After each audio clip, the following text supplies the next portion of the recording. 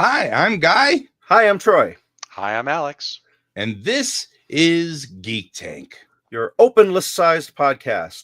Yep. We jumped right in both feet We because it was already jumped 9 right with o'clock. both feet, I've got one light which is turned on. 6 feet with us. There we go. It's all of the feet. Well, that'd be a podcast with 3 hosts called 6 Feet Under. Yeah. Or the agony of the feet. Yeah. Soulless. Yeah. That's people without feet. That's true. Well, or people who walk a lot, I guess. I guess. I'm back from South Carolina. You are. So tell us about South Carolina. They have alligators, but That's luckily it thing. was cold enough that they weren't active. Yeah, If they're active, does that make them active gators? If it's all of them, it's alligators. That's true.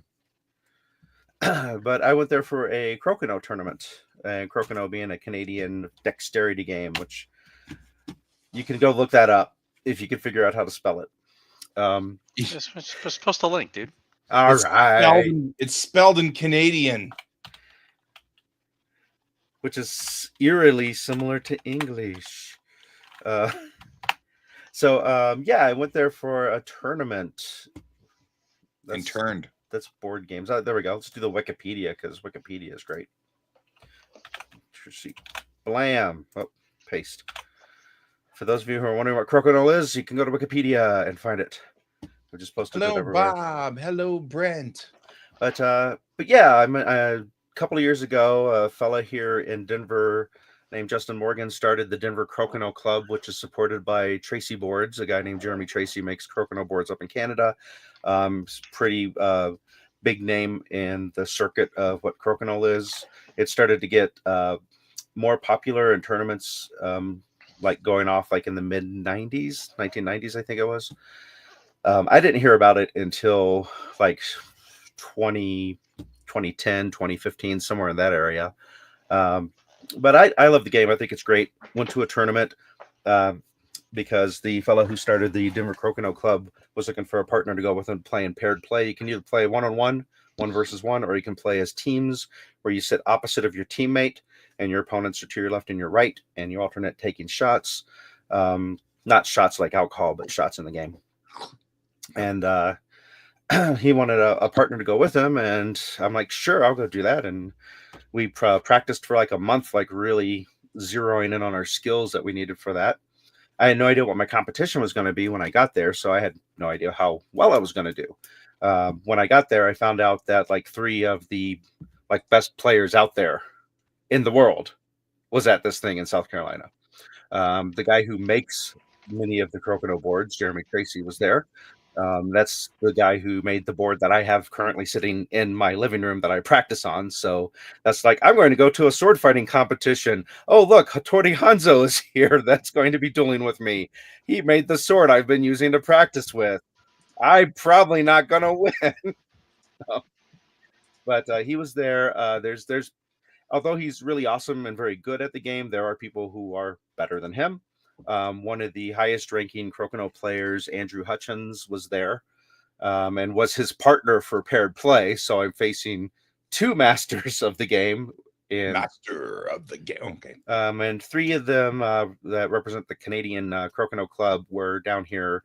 There's another fellow with him named Sean, whose last name's totally escaping me. All 3 of them, fantastically nice guys.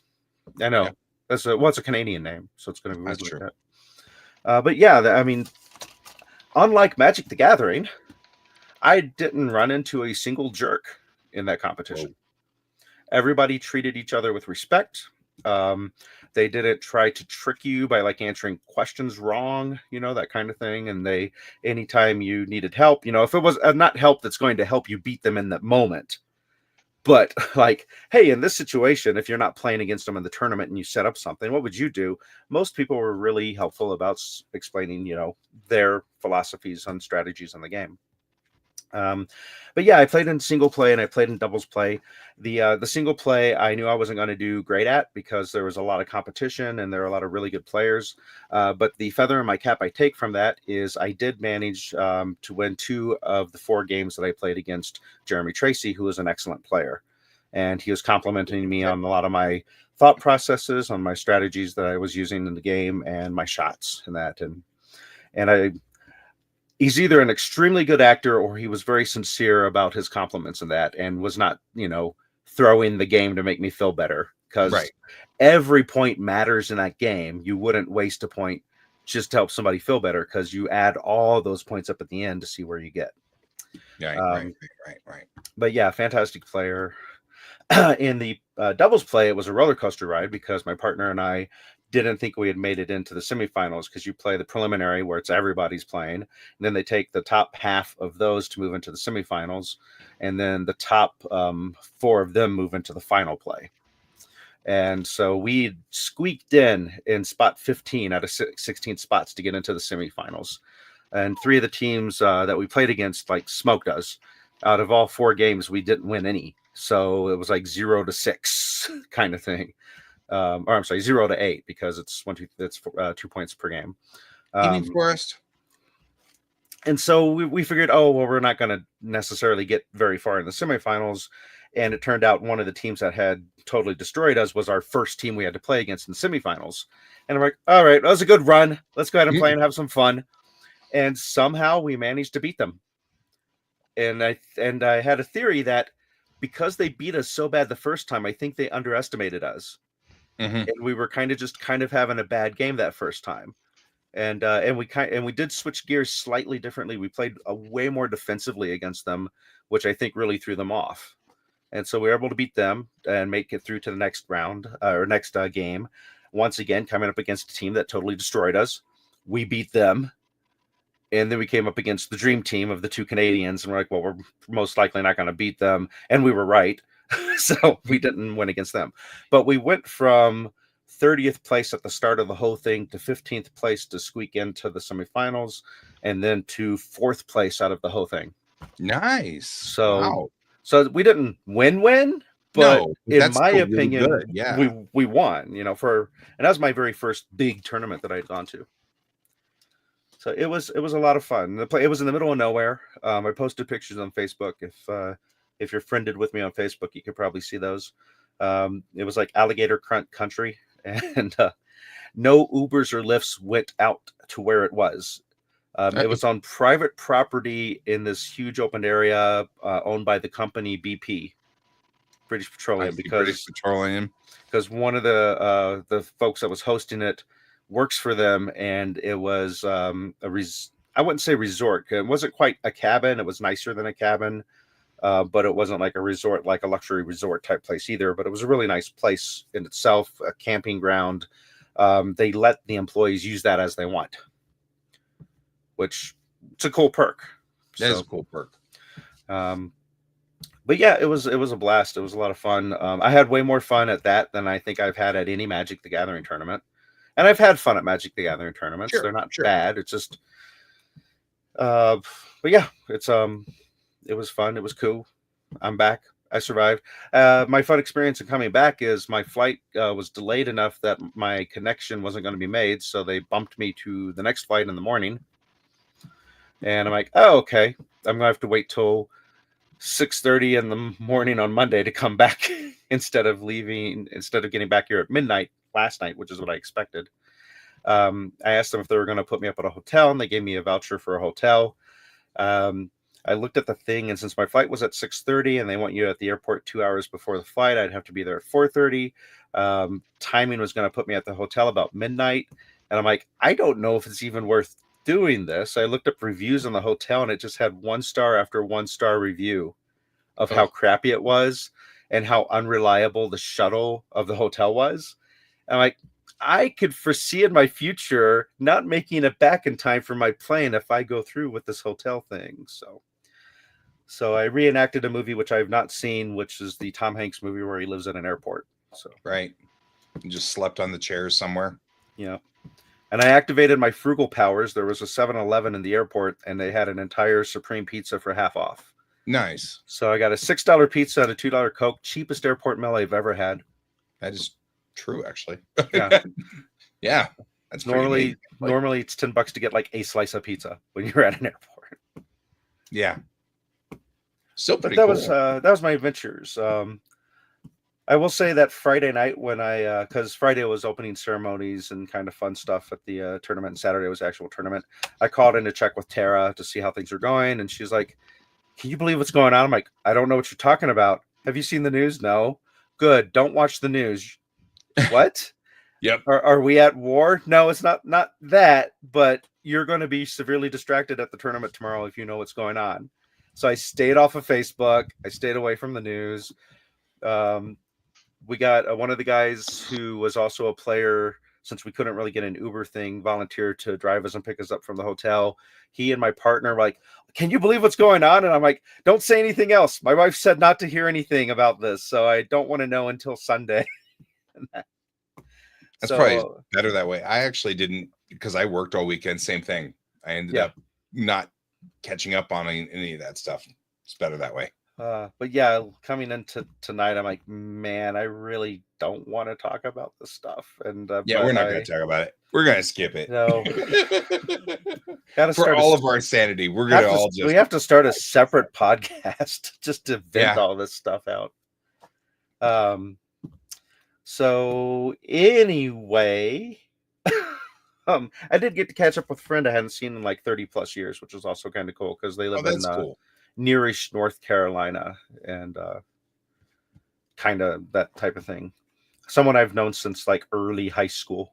Oh, that's cool. But then, when I went to Germany, internet really wasn't, staying connected through internet wasn't an option because it didn't quite exist in the way it does today. So yeah, it's neat getting to hang out with him and meet his wife and that. That's cool.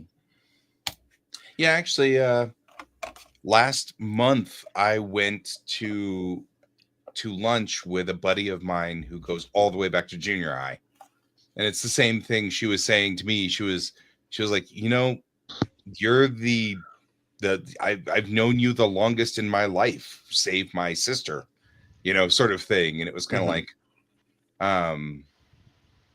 so it was kind of like that I just suddenly, and she was even saying that she's like, we've got to so we're now having lunch every month now, because she's like, I just really want to make sure that we've really secured this communication before you leave, because I don't want to lose this connection, because I realize you're very valuable in my life. Kathleen Kennedy left Star Wars? What? I'm sorry, just reading what was written here. Yeah, that's I actually, oddly, the guy at one of the little shops at school was the first one to tell me that, because I was wearing one of my Star Wars-esque shirts. Not this one, the other one that is also a Mandalorian shirt. It was actually kind of funny because I walked up there, and it's a little noodle shop, and I just I did my normal order, and he goes, "So what'd you think about Kathleen Kennedy stepping down from Star Wars?"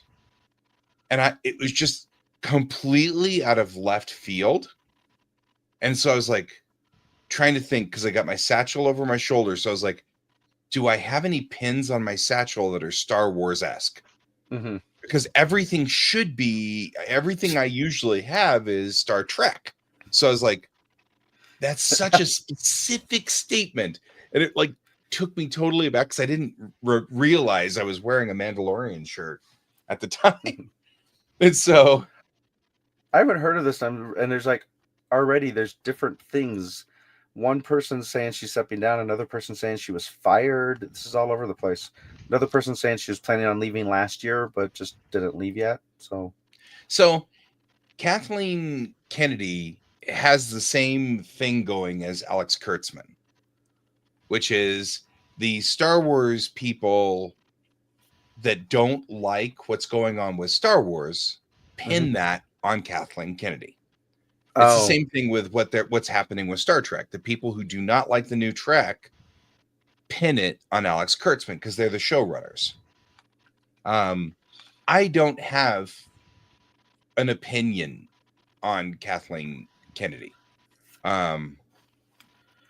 So I actually do, and which was actually kind of funny, because the guy who I was talking to, I was like, I don't have because from my point of view as a cultural anthropologist, I've been interested more in why do people hate her so much rather than what did she do You know what I mean? Like I'm not Right, that, because I don't how have much that is much of an she opinion putting on that. pen? How much is she putting pen to paper and actually producing the things that people hate? And how much is her just check marking a box for money to go to some producer or something to director and staff? Yeah, Brent, actually, I'm totally on board with you as well.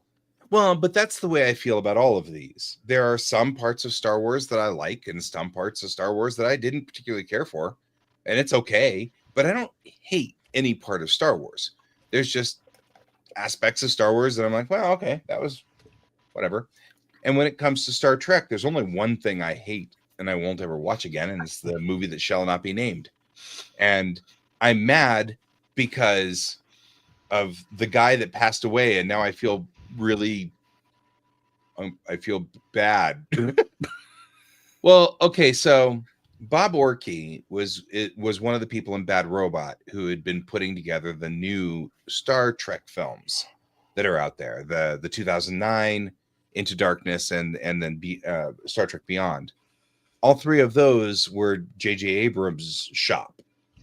But the truth is that out of Abrams' shop came the Star Trek stuff, which was shepherded by a couple of other people who were much more. See, now I'm just gonna have to go find Brent and kick him. Anyway, I'm not a Star and Trek one of fan, them and I was hate Bob J.J. Orkey. Abrams, and I hate that movie. And Orkey and I had gotten into a discussion on a board somewhere, and I don't remember what was going on, but I was like, look, just so long as the next Star Trek movie doesn't involve Khan, you'll probably be okay. And he's like, it does not involve Khan. And I'm like, great, because that would probably be the most terrible thing you could do. He's like, I promise you, it did not involve Khan. It does not involve Khan. And then the next movie involved Khan. And this reminds me of Lost when they were being interviewed early on. It's like, so it's not the afterlife. No, it's not the afterlife. It's not purgatory. They're not and dead. So it's one of those things that, and then at some point in time, I ran into Orkey again online, and I was like, bro, that was a stupid move, and he blocked me.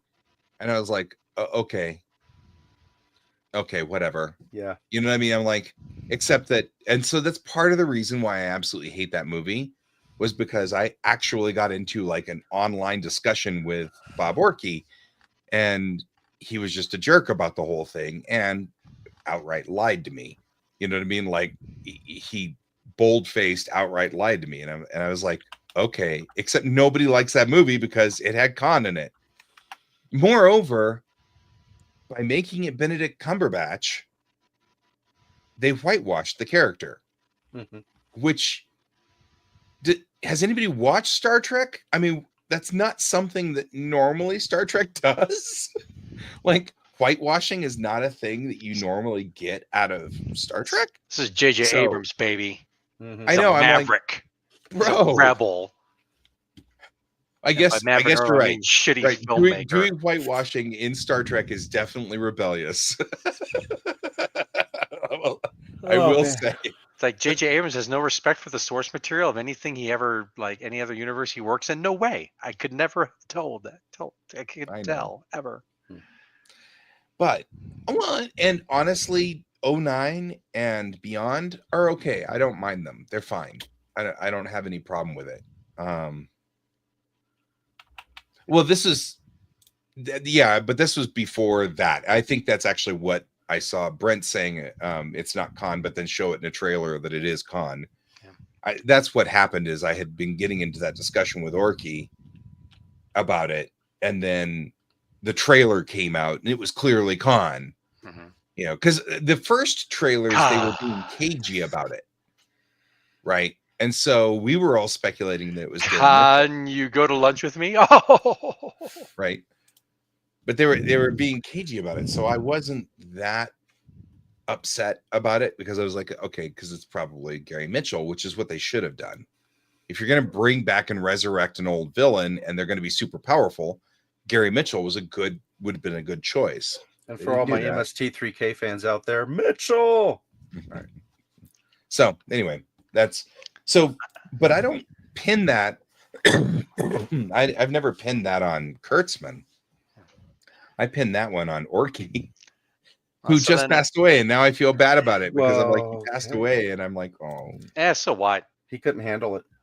I'm sure he has loved ones and blah blah blah their mourning. But I mean, your next rhythm was kind of shitty. So and I'm it's sure okay that. to have kind of shitty feelings about that.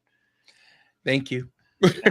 I mean, speaking as a man who, if he had known his mother's father's funeral services were going on, would have made the trip out there and pissed in his face in front of everybody.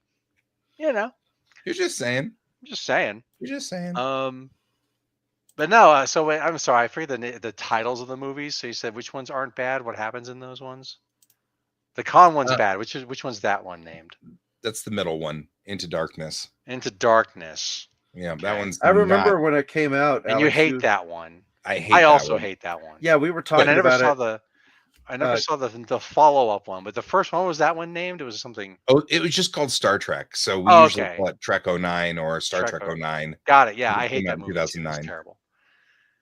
So. By the same reason that I hate like First Contact. It's like you gave the Borg space time travel, so now they won. Good job.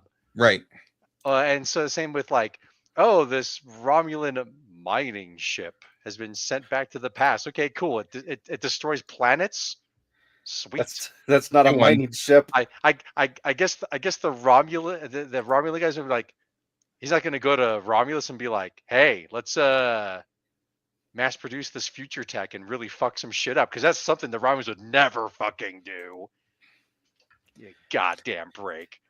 Well, and I've got to admit, man, the site-to-site transporter across the galaxy was completely that was one of the reasons why that movie sucked. Oh yeah, the con movie. Yeah, that's terrible. Because that destroys in-world Trek. Yeah. You don't need spaceships anymore. You don't need starships anymore. I will say the con Trek movie is worse than the Trek 09. The other ones. It is worse, but they're both terrible. Like I'm watching the con movie. Okay with that. We have to land our little shuttlecraft in the thing, and then Spock's gonna risk his life. I'm like, that's dumb. You're dumb. There were some good things about kick Into the bomb Darkness, off the deck of the. but not. I mean, like Giacchino's score was really good. So that, but I mean, like, and I like the uniforms. The uniforms were cool. That's about all I've got. The catering was tasty. The catering was good. Like, I don't have a lot to say about Into Darkness. It's positive, but it's interesting because I've been talking to various people who are harder core Star Wars fans, switching back to Star Wars, and oh yeah, I don't like episode 8, I don't like episode 9, I don't like episodes 1, 2, and 3, all of these things, and I'm like sitting there going, I don't know, they were all kind of fun, but I've got kind of a neutral opinion of everything, pretty much, with the exception of I love the original trilogy and always will, the 4, 5, and 6, and Rogue One. I really love Rogue One. And then I really kind of dug The Acolyte. That one was good. And I like The Mandalorian. That one's good too.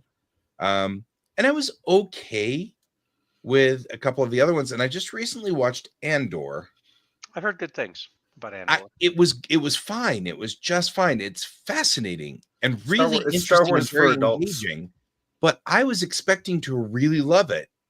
And it's okay. I mean, I was kind of like, oh.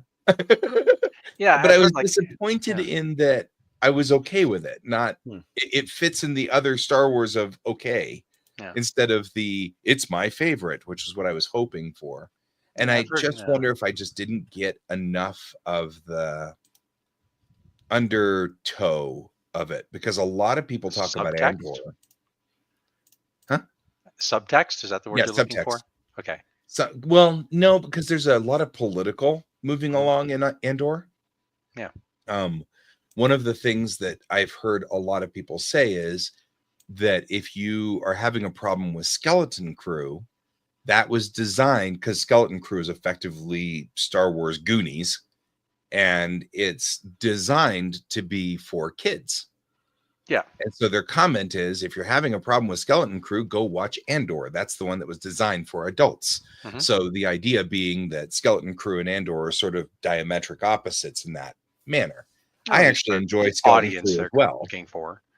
Yeah, so I've been enjoying Skeleton Crew as well. So that's the biggest complaint I have about Andor and Skeleton Crew is none of the ships are real, like, awesome, amazing, things.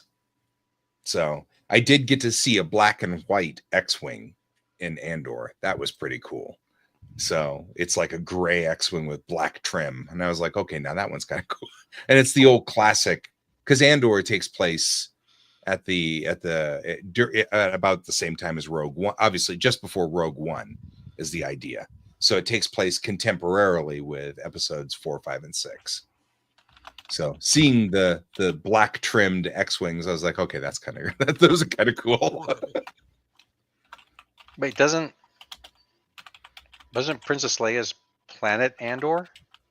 No, Princess Leia's no.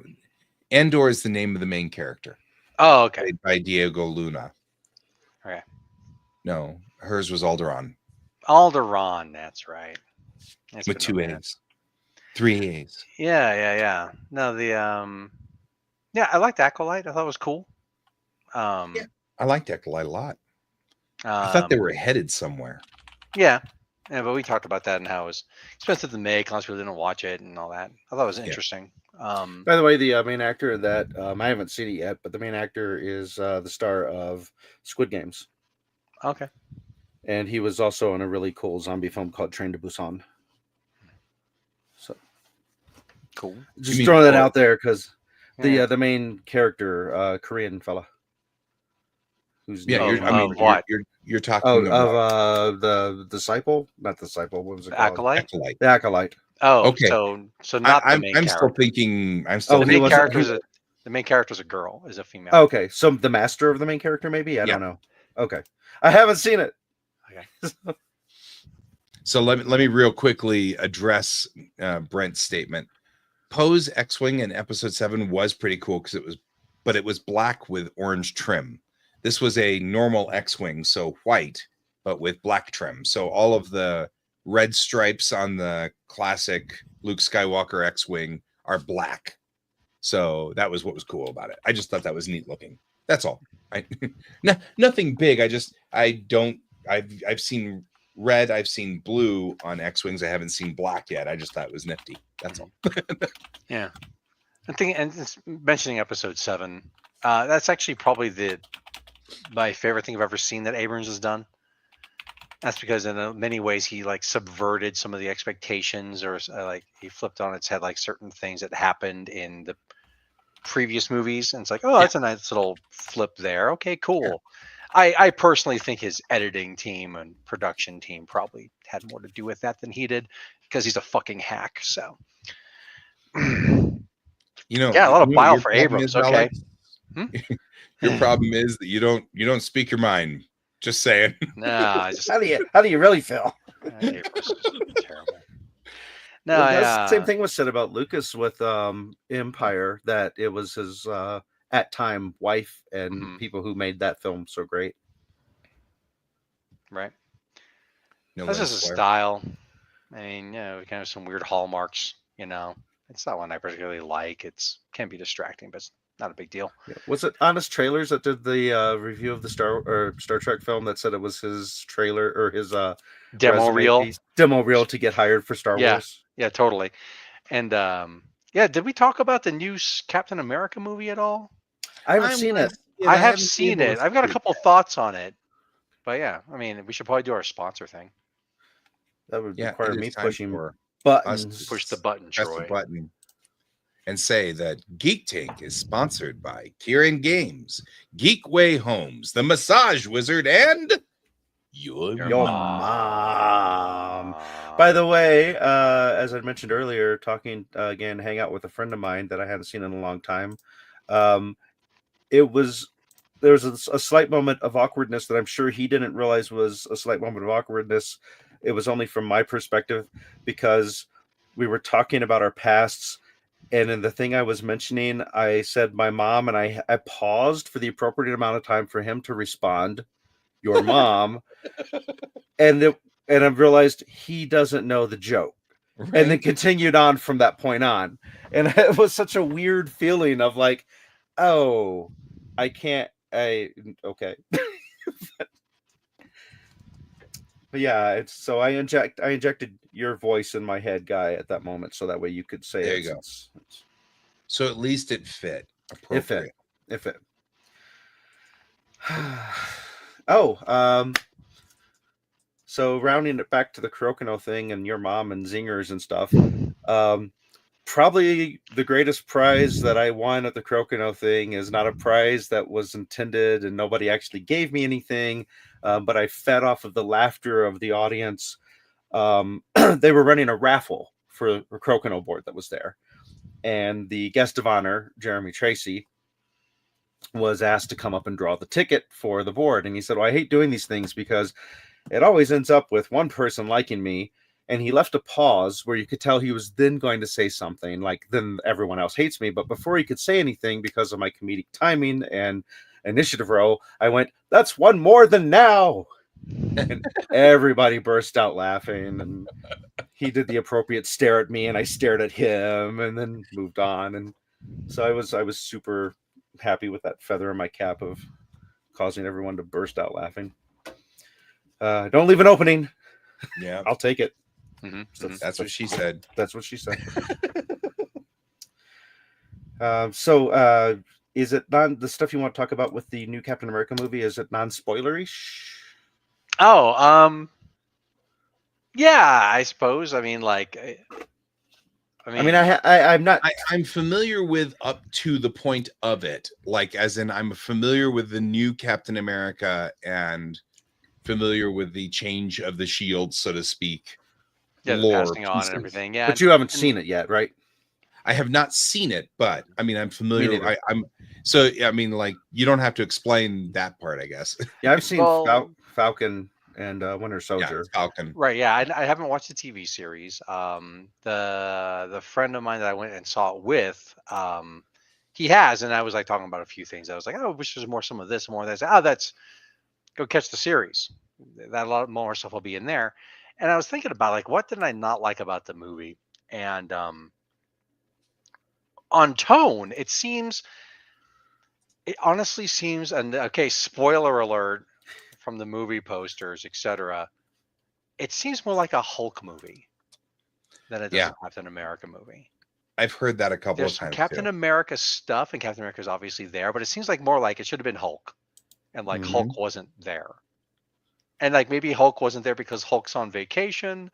Maybe Hulk wasn't there because they don't want to give whoever the actor is who played Hulk in the Avengers a ton of money. I'm like, come on, just throw the money at him, just do it. And it's like, in some ways, it makes it seem like almost more like a real world type of situation where it's like, you can almost hear them like someone's calling Avengers HQ. The receptionist is there, and they're like, "Oh well, you got a Hulk, a red Hulk. Okay, yeah, well, Green Hulk's stronger, so you want Hulk? Hulk's on vacation. We can't do Hulk right now. You wouldn't like him when we take him off vacation. Mhm. We have Captain America in the building right now that can deploy. Okay, yeah, we'll go ahead. Like that kind of thing. It's the only 'Cause it really is- starship in the quadrant. Oh, I don't do that. I've missed so much MCU movie because there's so much of them are crap. So I'm not gonna watch them all. Period. But then it's like so that was all right. I mean, as y'all know who like the big Hulk bad guy is, right? Mhm. Right, especially in the movies, Yeah. Leader, the big brain. My friend was disappointed that Leader's brain was not big enough. And I'm watching Futurama with the kiddo right now, and the news announcers, and I'm like, yes, should have been more like Yes. that. And We shall now actually, eat all of them. kittens give me gas. But but one thing I thought, and when we finished the movie, it's very whelming. and it's like written by 5 people. It's like, oh, I see. Not always a kiss of death, but if you're having an off feeling about a movie and you see there's a bunch of directors and or writing staff on it. But one thing I noticed was that I've done the focus group thing for watching films. I don't know if anyone else in our audience has, or if you guys have, but I've done it, and it's always interesting that sometimes I watch a movie as a focus audience, and then a few weeks or a few months later I'll watch it in real life, and my brain will sometimes pick out some of the differences. And one of those differences, I like in a movie that everyone's seen, Gladiator. Right, and there's a scene in Gladiator toward the end where Joaquin Phoenix, Commodus, is talking to his sister and is like, "There's a fish that'll let the other fish bite on them and eat on them to lure them in, and blah blah blah blah blah." And then I'm like, "Yeah, I get what's happening here. It's a metaphor. She's terrified of him. Yada yada yada. Get it?" And I'm watching the movie and Boys enjoying saying it. that they had to reshoot most of it. Okay, I see. that was. I'm sorry. I'm just adding a little bit in. And so when I watched the movie again, like a month later in the theater, because I liked it so much, I'm like, I'm gonna watch this movie again. Hell, it's cool. In that scene, when they do a little lingering shot of Commodus's sister and she's distraught, I distinctly remember when I first watched it, there's silence for those few seconds, and then they transition to the next scene. And then in the theatrical / final cut or whatever, while they're having the camera linger on her for that part, they have Joaquin Phoenix say off camera, obviously added in later or in a different cut, or maybe from something on the cutting room floor or something, have all the senators followed. Well, yeah, I got that because I watched the film and I understand that, but apparently enough test audiences didn't understand that. Mm-hmm. They had to add that in. So I'm watching the new Captain America v Red Hulk movie, and there's like half a dozen of those in the movie. Yeah. And it's like, and some of them are really simple. Like this example doesn't have much, but honestly, like 2 characters would be talking.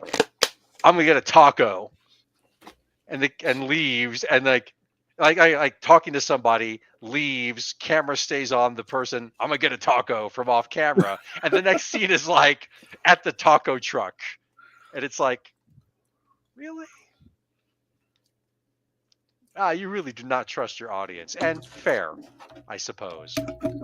But So, really, I hated watching movies with my mom. Your mom.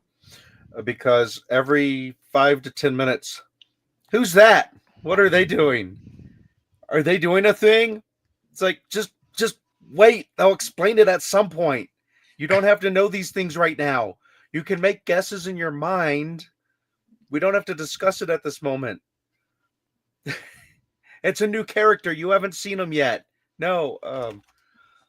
So on a somewhat like I saw a thing that was really interesting. I kind of want to see. I'm sure someone's done it and put it on the internet, but like the Bourne Identity, where 90% of the film is only Jason Bourne's viewpoint. Oh. Uh-huh. So you don't get any of the meanwhile at the NSA CIA headquarters scenes. It's just him kind of figuring out what's going on with him at the same time we are. Mm-hmm. And then it switches away from his perspective when he's on the hunt during the climax of the movie. And then you're like, with his disavowed agency, like, where the fuck is he? Oh shit, and he's doing his thing. And I'm like, I would watch the hell out of that movie. I would be like, I haven't seen it in so freaking long. I'm sure I've forgotten a bunch of stuff anyway. But I'm like, that would be really cool. Mm-hmm. I think it's interesting because you had said that they don't trust their audience, and I was thinking about that, and I actually kind of want to add to some degree that both the examples that both you and Troy brought up, I tend to see as red flags to the people who wrote it. You know what I mean? Like, if you're starting to see those moments where they've got, oh, well, meanwhile, at the Hall of Justice, sort of stuff where they have to add this stuff in. That means that their test audiences didn't catch it, which means that when they were doing the old adage of show, don't tell, they had to back up to tell, which means that their show didn't work. And so I kind of would, if you were saying, like, Alex, you're saying you saw that a half a dozen times, I'm sitting there going, wow, that's a bunch of red flags in my brain, to the writing level. Well, it becomes a question of, did they fail to show, or did the audience fail to have the IQ to see it? Well, but that's the thing, is it's everybody. I mean, I guess it's kind of, you got to decide who your target audience is. Are you going for the lowest common denominator, or and the real question really is, how clear are you making it that everybody can grasp it? And I think that that's something my mom, your mom, had made that comment at some point in time when she was watching, is that she could grasp Star Wars, she could grasp Star Trek. These were not things that, I mean, she was a Trekkie, but she was not really a Star Wars person, but she could grasp it. She understood it. You know what I mean? She could watch Stargate. She could watch, you know what I mean? They all made sense. And then at some point, all these things started self-referencing themselves. And when they did, she started to lose track of that as well. And it wasn't she was stupid or losing her mind or anything like that. It was she hadn't gotten enough background from the other 7,000 things that needed to be known to attach to it. And now I start watching things in modern culture and realizing that I'm starting to lose some connection with it because they're speaking Gen Alpha. You know what I mean? Like, the cultural references now are younger. So it's kind of one of those things where I agree. It may also be that they targeted badly for their audience. But I really do think that we have been seeing more and more people building these movies with multiple cooks in the kitchen. And we're starting to see real problems with it. And that is, if Alex writes a story, Alex knows every aspect of the story. So Alex will make it clear. Alex can make his vision clear. That's what writers do. But if Alex, you and me, referencing Troy, have to write this story all together, it's going to get muddied and screwed up, and we're not. Maybe they did it like we used to do our little writing exercises, where we weren't allowed to read what the other person had wrote except for the last sentence. And so that last sentence is he goes to get a taco. So I'm cueing you in to know that you need to have a scene with a taco so it ties together. Right. But I don't know anything else. I'm just writing everything jumping off of that. So that tacos are involved. Tacos and superheroes are involved. Brent is saying that we should watch The Gorge. Yeah, I heard about that. Apple TV, which I don't have. Womp, womp. Yeah, I don't have Apple TV, or I'd watch Severance. Oh, I definitely want to watch Severance. Yeah, that looks really good. We might have to do the trial thing and binge it. Yes, we'll do a trial thing and binge it legitimately. But you mentioned Born Identity, and I wanted to mention I watched that for of course it's a spy thing and lots of ass kicking, but also because it co-starred Franca Portenta, who was from Run Lola Run. Yeah, Run Lola Run. And I was sad that she's not in the sequels, but I'm not going to say any more than that. I don't even remember that. It's been so fucking. But yeah, it is. And if you watch, because Brent, I think it was Brent was mentioning I needed to watch them, or no, it was Bob. Bob said he wanted to watch them again. If you watch them in within a week or a month span, you'll notice how the fight scenes and the choreography just get worse and worse and worse until that final one I saw. It's like the person trying to hold the camera was a 3-year-old with a 20-pound camera, and it's just shaking everywhere. That's and terrible. I hate that. Yeah. And what's worse is they added that motion in post.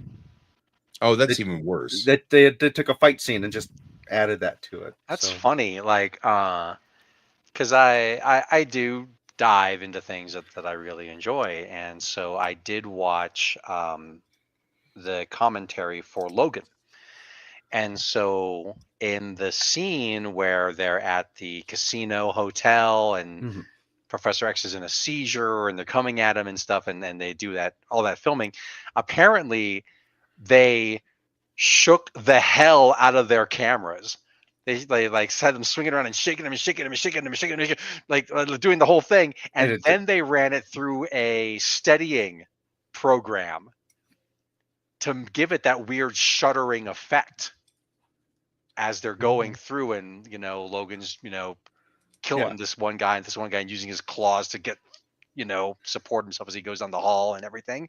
Like, apparently the cameraman was just going sick house on that camera, and they had to use the tech to steady it out to get that weird effect. Huh.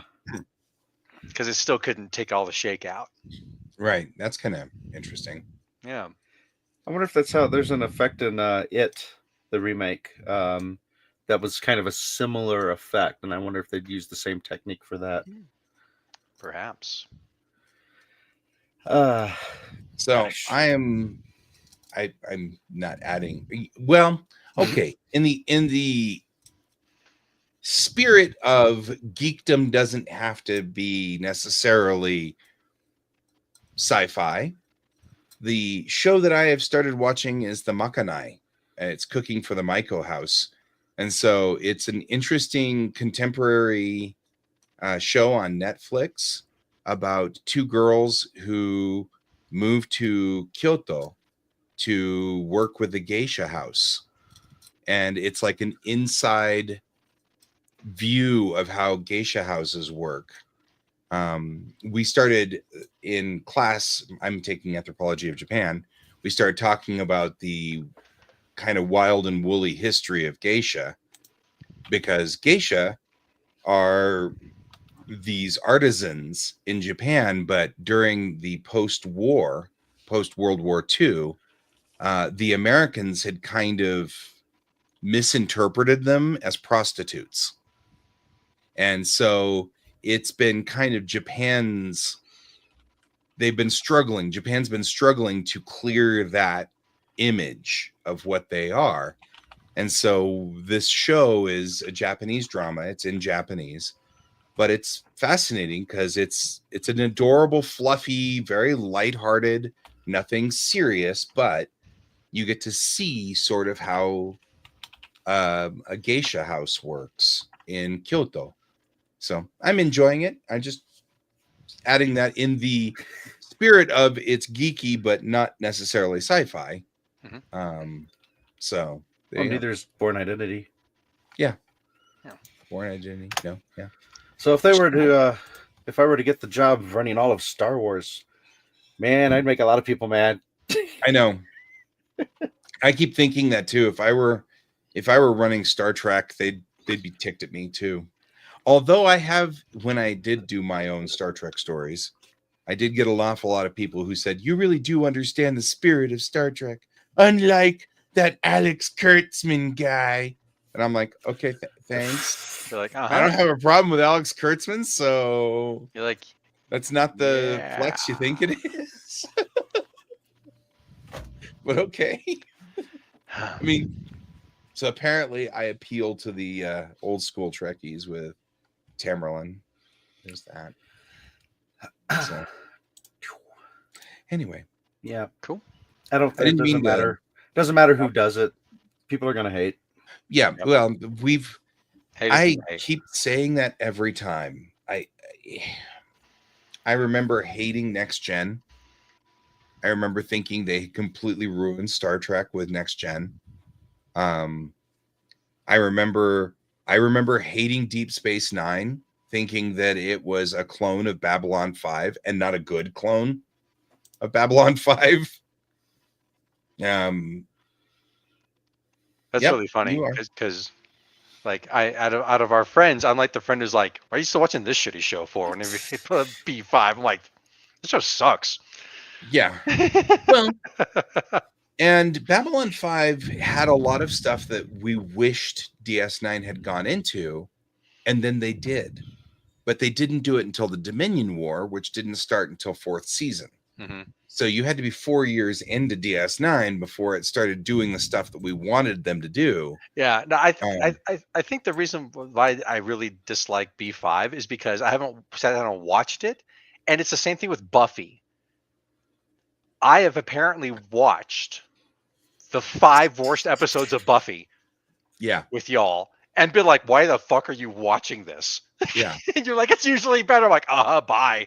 Like, I and I don't. think the same thing happened with B5. I'm like, "What? Huh?" Like in fact, I remember one time there was like one episode was treating into another one, like it was like a big thing, and I was like, "But he's fine." And it was like, "What are you talking about?" Like, but I remember this other episode. There was a time travel thing. He's gonna be fine. And you guys like threw shit at me, and I'm like, "I'm going to the club. Bye." By the But way, side note, we spent a lot of the 90s throwing stuff at Alex. I'm just saying. That's why he can dodge anything. yep. That's how It's come like- he has good dodging skills now. But I think I've watched like the worst 5 episodes of B5 as well. whichever 5 Justin's those running are. a new adventure as well. 2225. Oh, really? So you're gonna put it in Rachel Garrett's era in Enterprise C? That'd be cool. So I think a lot of that I'm wondering too is the bubble in which it's in. Like when I first watched Buffy, it was on just random chance because my brother's VCR wasn't working. His niece was loved it. Asked if I could record an episode since he couldn't record it for her. I'm like, yeah, sorry. sure. I wasn't doing anything else, so I watched it while I recorded it. I'm like, this is pretty cool. I figured it was just some show for teenage girls and that because that's Right. kind of how the trailers made it look. It was like a more adult version of Goosebumps. And I'm like, okay, it's kind of cool. So I started watching it, and I don't know what season I was in. I don't know what episodes I was watching, and but you're limited to what is available at the time at that time. Yeah. This was So the distant past, the 90s. yeah, so I don't know how different it would have been if someone was to try to get me to watch something like that now, because I have so many other options to choose from. And it's like because it was so unique out of the options I had at that moment, it made it kind of stand out. Right. And Bob, they've been constantly trying to remake B5 for a while. Yeah, Dustin, I'm sorry. I just misread it. 23 to 22 25 would be or misspoke it, misregistered it. How dare you, sir? I know. So the thing about the Buffy, that's actually one of the things that I was doing with Muck and I. I've been making Kiddo watch it with me, and it's way out of what we normally watch because I'm like, hey, we've got to expand our horizons a little bit. You've got to be able to watch things that aren't in your genre or your field because you never know what gems are out there. And Buffy had some rough episodes. And if I had been like Alex and only watched the 5 bad episodes, there were some real incredible episodes of Buffy that we're still talking about 25 years later. And yeah, cool. Alex didn't see them, but there are. And yeah, there are some horrible episodes of Buffy. Some serious stinkers. But the ones that were good were good. You know what I mean? Like they hit in all cylinders. They were good. And you have to be like able to stretch out a little bit sometimes. And that's kind of what.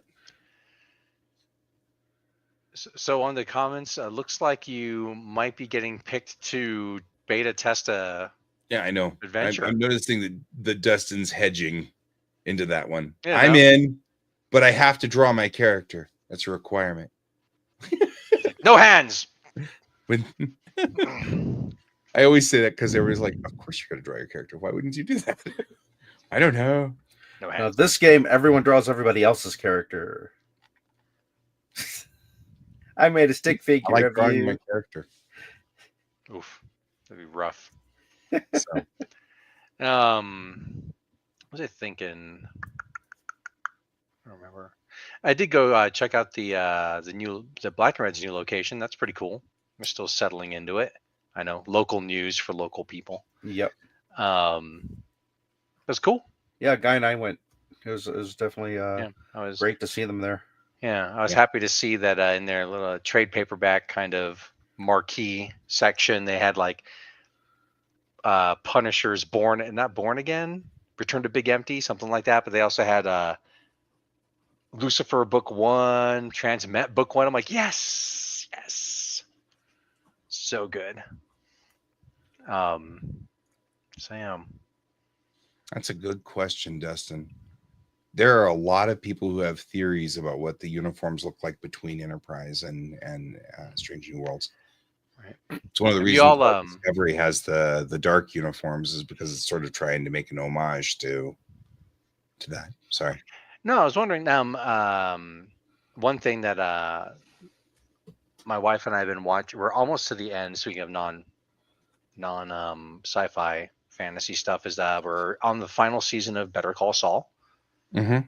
just super good. Mm-hmm. There is what we've been watching kind of for lighter fare is that Elysium's closing. Boo! Really? I started going there. I bought Really? stuff every time. I'm going there every freaking Wednesday. Yeah. Huh. Why are they closing? But then we're watching Steve Shives is a YouTuber. He does a lot of Star Trek stuff, and he's got maybe about 10 15-minute videos that are Star Trek jobs. The first one is like being a lawyer. It's like, oh yeah, who's always getting into the court? The captain. Right. Or maybe if the captain is accused of the crime, they appoint their first officer. Although it's hilarious. that said, the Star Trek episodes that always have the judge jury episodes, they're the law episodes, so to speak, have been some of the strongest Star Trek episodes. Oh, they're good, but they're really good. But like if they you lease the space out from underneath them. If you have a problem that requires a plumber, mm-hmm. do you call a plumber? Right. You call somebody who's taken a couple plumbing courses on YouTube. Oh, I see what you're saying. Oh, yeah. So it's first of a lawyer who's bitter that he's never actually practicing law. And he's like, I think maybe that when they were making the Starfleet thing, that the lawyers were all tired of doing over his paperwork, and so they made it so they wouldn't have to going into the stars, going to explore the universe. This is the easiest job on any of the boats in the fleet. There's no maritime lawyers. Officer. Yeah, it's fun. The only reason I say that is because I'm trying to think about that, and the only thing I can think of is he's talking about Measure of a Man. That's the only thing I can think of. Oh, you had the court case in the movie with Klingons. You had to stand trial there, and you didn't send like an expert lawyer into it. Yeah, but I'm going to represent myself, you idiot. Yeah, but yeah, he does the first one's Starfleet lawyer. There's one that's Starfleet janitor.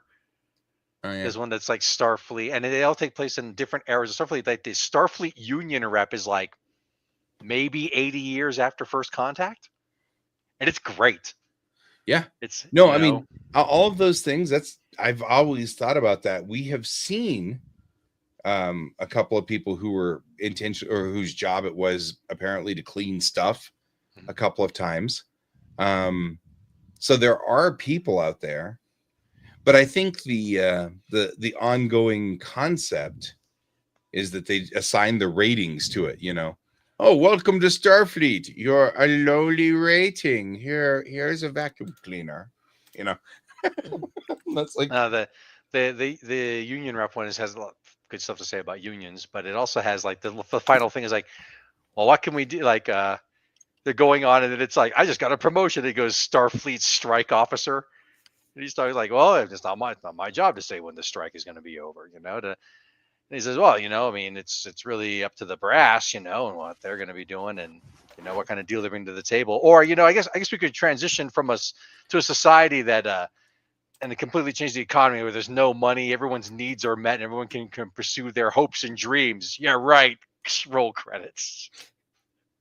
Yeah, I'm still baffled by they keep making, because I mean they did make Picard and Riker, but Louvois was Jag.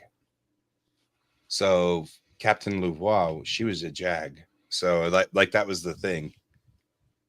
And then it was, I'm thinking about like going through that, Cogley in Court Martial was actually a straight up lawyer. Like Yeah. that was what he was. Well, watch the video series and then take it up with Steve Shives. I will take it up with. 'Cause I'm not carrying any water for that Baffled me motherfucker. because I'm like, I could see that argument for Measure of a Man, but other than Steve that, Shives all is a the way other- bigger Star Trek fan than I am. I'm just saying that I, as a non-Trek fan, I watched them and enjoyed them.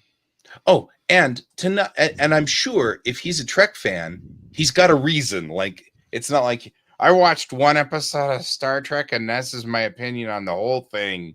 Oh, If yeah, he's no, making a statement, he's got something. most I'm of the videos curious have what it actually is. like some really good commentary, like the Union one. The guidance counselor one hit really hard. I was like, oh shit, I never Yeah. thought of that. Wow. Who is this? Steve Shives, Steve space Shives.